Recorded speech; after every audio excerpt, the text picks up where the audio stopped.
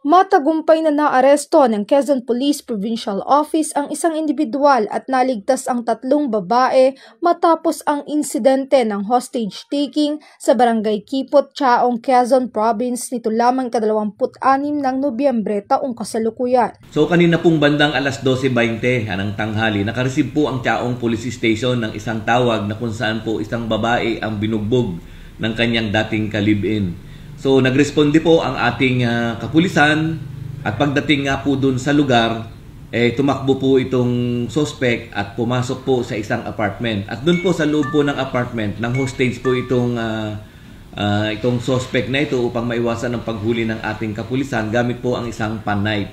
So dito po nagsimula po ang hostage negotiation na kung saan pinangunahan po ito ng Chaong Police Station, ng First Maneuver Company at ng LGU. So tumagal din po ng ilang oras ang hostage negotiation at doon po pinagbigyan ng ating kapulisan ang kahilingan ng suspect na siya po ay aalis gamit po ang isang tricycle. So binigyan po ng ating kapulisan ng tricycle itong suspect upang sa ganun ay siya po ay makaalis doon sa lugar at nangako po siya na iiwanan po niya at yung pong mga biktima. So doon po sinamantala ng ating kapulisan na mahuli po itong suspect at mailigtas po ito pong mga biktima.